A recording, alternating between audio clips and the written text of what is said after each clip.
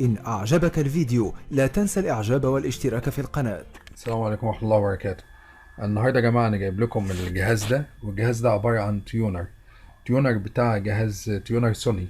التيونر ده مركون بقاله حوالي يمكن أكتر من 40 سنة. فيا ترى اما نحطه في الكهرباء ايه اللي هيحصل؟ نحطه طبعا في السيريا، يا ترى اما نحطه في السيريا ايه اللي هيحصل؟ ده اللي هنشوفه مع بعض. هل يا ترى هيشتغل ولا هيعمل ايه بالظبط؟ انا حطيته يا جماعة في السيريا بس مفيش حاجة شغالة. أول حاجة هنفحصها هي الفيشة، ممكن تكون المشكلة في الفيشة. اول حاجه هعملها يا جماعه اللي انا هنضف اللي هي الاطراف ديت بصنفره واشوف.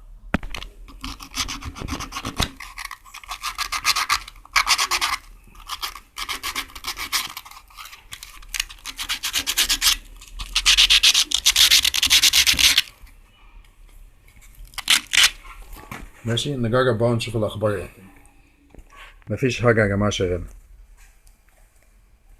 يبقى برضه ما نروحش بعيد لان هو مجرد كان مركون بس، فما نروحش بعيد برضه ونفتحه ونشوف اللي هي الوصله، نقيس الوصله من جوه.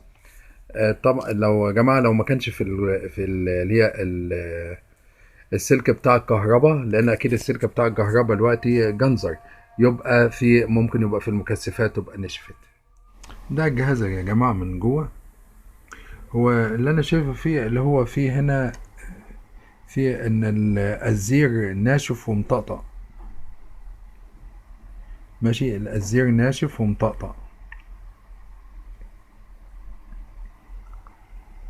واعتقد هي هنا المشكلة مش في السلك. وتشوف هنا يا جماعة الجهاز ده راديو. نشوف التكنولوجيا القديمة. التكنولوجيا القديمة هنا اللي هو لو نلاحظ اللي هو مفيهوش مكثف متغير، هو بيعتمد على تيونر. يعني هو بيعتمد على توليف القنوات على تيونر داخلي زي بتاع التلفزيون اللي هو ده. ماشي، بس مفيهوش زي ما احنا شايفين مفيهوش مكثف متغير. وده طبعا افضل، لان انت عارفين اللي هو المكثف المتغير بيبقى فيه مايكا. ماشي، المايكا اللي هي بيبقى فيه اللي هي زي البلاستيك، مادة زي البلاستيك كده، بيبقى فيه اللي هي شرائح من الألمونيوم، وفي بينهم حاجز بتبقى اللي هي مادة اللي هي المايكا ديت زي البلاستيك. فدي مع الزمن بتتاكل ويبدأ يحصل فيه تماسك، يحصل شورت في المكثف، يبقى محتاج انك تغير المكثف، وممكن المكثف ده ما تلاقوش اساسا. فطبعا دي تكنولوجيا، هي دي كانت بيعملوها، دي تكنولوجيا ابقى وافضل. يعني هنلاقي اكيد اللي هي القنوات اللي بيجيبها الراديو ده مفيش راديو زيه، مفيش راديو بيجيب القنوات دي او بالنقاء ده. وغير كده اللي هي حتة اللي هي الانديورابيلتي واللايف اكسبكتنسي، اللي هي العمر الافتراضي بتاع الجهاز، هتلاقيه طبعا بيفرق كتير جدا على اي جهاز تاني. ده معمول عشان نعيش سبحان الله، عشان نعيش طول العمر يعني، مش معمول عشان اللي هو يبوظ ويترمى. فدي طبعا تكنولوجيا قديمة معلش موجودة، عشان كده دايما اللي هي القديم افضل من الجديد. يعني ده عشان كده انا بقول لكم انا شاك في ايه، شاك في مجرد في السلوك بس، مش شاك في حاجه. تعال نجرب كده ونشوف يا جماعه. نحط اللي بعد نلحم الاول اللي هي البتاع ده ونجرب ونشوف ان شاء الله. Let's try it. بعد ما قعدت اللحام تاني تعال نشوف تاني. لو ما اشتغلش بيبقى برضو هشك في السلك، مش هشك، انا ما قيسش السلك لان لما شفت اللي هي ايه، لما شفت اللي هي التشققات اللي موجوده في الازير. طيب تعال نجرب تاني يا جماعة ونشوف. تعال نحطه في السيريا.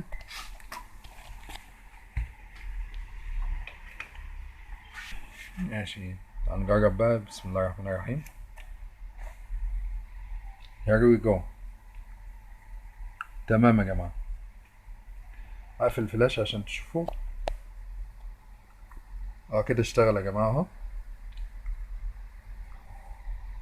يبقى هي العملية كانت مجرد بس ايه اللي هي الزير. وده برضو يخلينا احنا ما نتسرعش في احنا نقول حاجة، لان احنا عارفين هو صعب يقول لك اللي هو كان شغال. فاحنا لو كان عموما ما اشتغلش كنا ممكن نشك فين في اللي هي المكثفات. ماشي، والمكثفات اللي هي بتاعت الباور، يعني المكثفات اللي هي الكبيرة. خلاص، يعني لو ما كانش يشتغل كنا هنشك نشوف المكثفات اللي حوالين مداخل الكهرباء، اللي هي المكثفات دي مثلا. ممكن نشك في المكثفات دي لو ما كانش يشتغل ولو كان السلك سليم، فكان ممكن احنا نشك في المكثفات اللي حوالين الباور اللي هي ديت. انا متشوق جدا يا جماعه ان انا اجربه، فهقفله واحاول اجربه ان شاء الله. إن شاء الله. وبعد ذلك بطولة النيل الدولية الثانية. وهذا وفيه خلق ولم يدانوه في علم ولا كرم. مولاي صل وسلم دائما أبدا على حبيبك.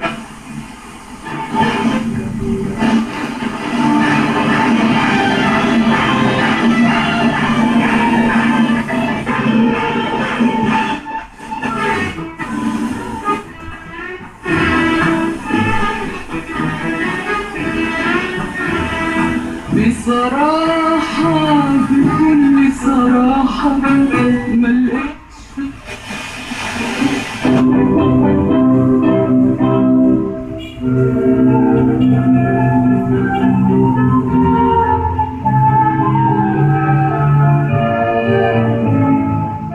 בכבוד.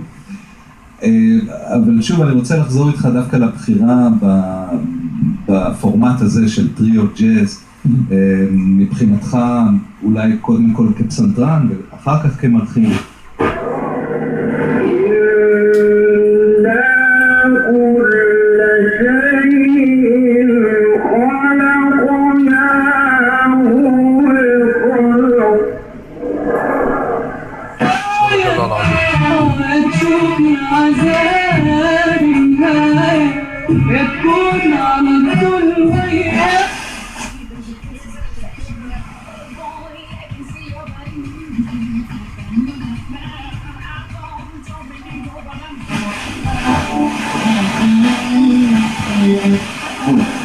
Storm surge as it slams into the South Carolina coast by afternoon. The storm, one of the most powerful ever to hit the United States, left hundreds of people in need.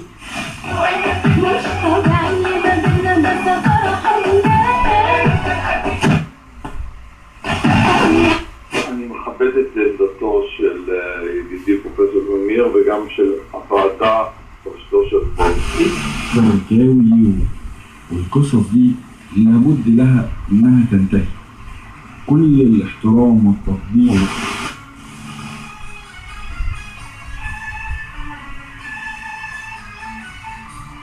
مقطع من العمل الفني ده، وانت تعرف المقطع ده كان من عمل اسمه ايه ومين من الممثلين اللي بيقول.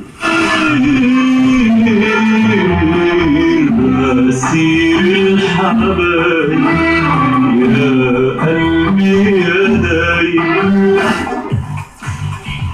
Energy 92.1 المزيكا لعبتها.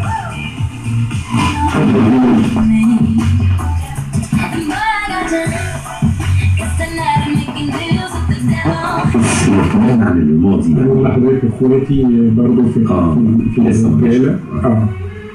كان لي اخ مدرس، الاخ الاكبر اتوفى وهو صغير في حادثه سياره.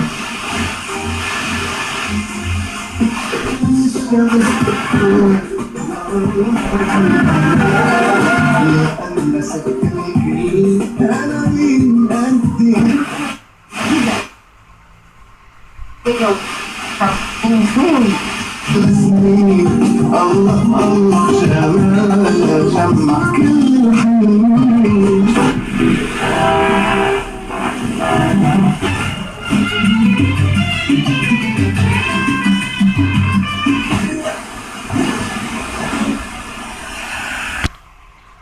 طبعا يا جماعه احنا ما بنهزرش، ده سوني.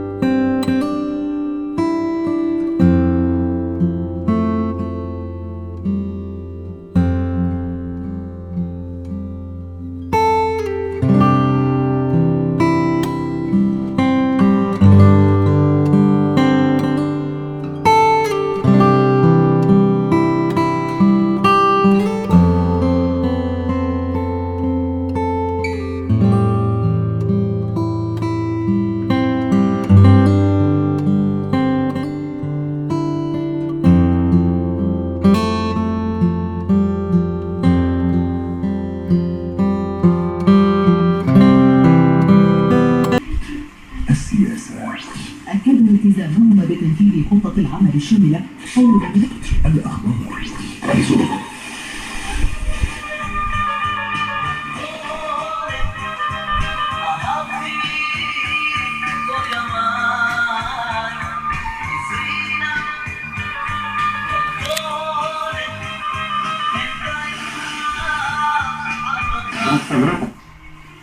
ابنك نايم قدامك على الانتريه، البنت قاعده براحتها في بيتها كده يعني تماما، لكن في النص انت للاسف الشديد تبص للابناء هتلاقيهم مختلفين تماما، يعني ما قدروش ان هم يقنعوهم بهذه القيم والمبادئ برغم ان هي لا تتعارض مع حداثه هذا العصر يعني. فحضرتك بتعمل ده مع اولادك، بتعمل ده مع احفادك، بتعلمهم. لن شغل عنكم قلبي تدخلوا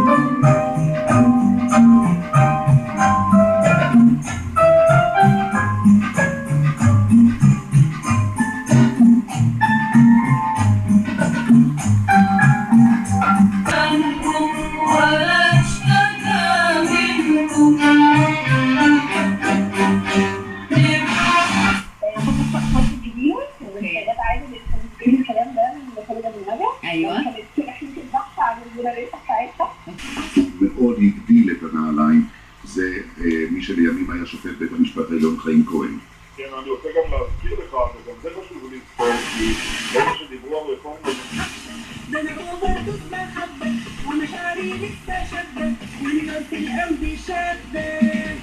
It is scheduled to start, the cruise season is scheduled to start tomorrow in Egypt. There were rumors the past week that it might be postponed. السلام عليكم سيداتي سادتي.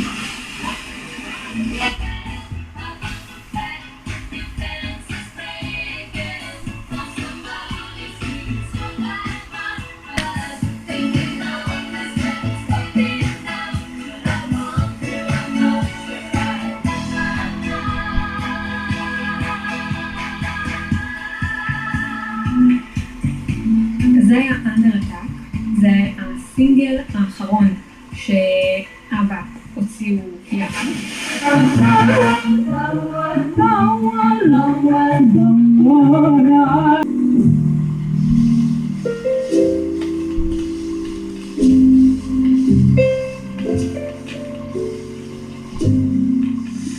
Итак, Вениамин Симович Бабаджан, поэт, художник, искусствовед, книгоиздатель. Родился 22 сентября 1894 года в Одессе в королевской купеческой семье.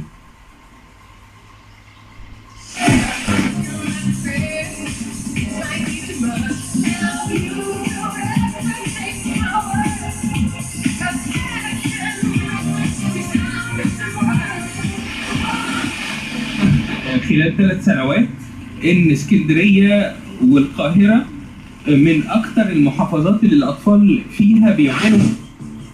أهلا بكم أيها الإخوة من صوت العرب من القاهرة. В Лермонтовском переулке. В семье родились 6 детей, 4 сестры, 2 брата. Вениамин был старшим. Пишет литературовед Алена Яворская. В 1903 году он поступил в 4-ю мужскую гимназию. كل هي المجتمع بتاعها لأسرتها بتشرف كل اللي حواليها.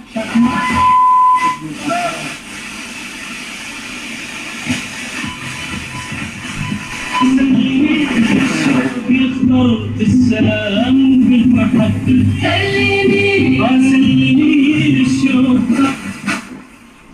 يا أهبع سنة شوية مش مهمة وزي البحر زي ما هيك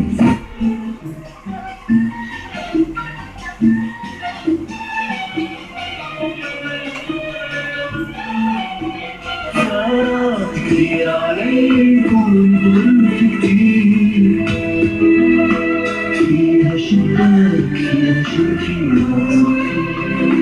في حوار مع وكالة الأنباء الجزائرية والوضع العربي يبذل كل الجهود لتحقيق لم الشمل معربا عن مساندته وارتياحه الكبير تجاه هذه الجهود.